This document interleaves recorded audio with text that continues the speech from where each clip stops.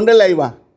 ગોંડલ આવી અને અમે જયરાજસિંહ બાપુની આબરૂ કાઢી અને જેમ અનુજસિંહ બાપુએ કીધું પ્રમાણે મેં બોલ્યા એવું વર્તન કર્યું. એ વર્તન કર્યા પછી વિષય પૂરો થઈ ગયો કે હવે આપણે ભાઈ જે કરવું તે કરી લીધું. એની ધરપકડ થઈ ગઈ છે, જેલમાં આવી ગયા ગણેશભાઈ. આપણે ત્યાં આપણે એન્ટ્રી પાડીએ એવા દલિત સમાજની તંગડી આપણી ઊંચી રહી ગઈ. હવે આપણે વિષય પૂરો કરવા. પછી મને સૂચના આપવામાં આવી કે હવે આપણે ગીતાબાને રાજીનામું માંગવાનું છે.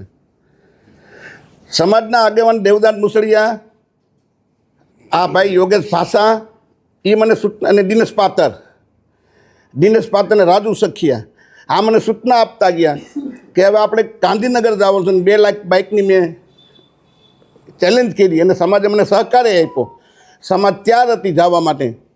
પણ ક્યાંક ને ક્યાંક ગેરમાર્ગે અનુજસિંહ બાપુને સમાજના જે આગેવાન છે અમારા જુનાગઢ જિલ્લાના અને જે રાજકોટ જિલ્લાના 2-3 આગેવાન છે એને ગેરમાર્ગે આખા સમાજને દોર્યો અને ગીતાબાનું રાજીનામું માંગવાનું.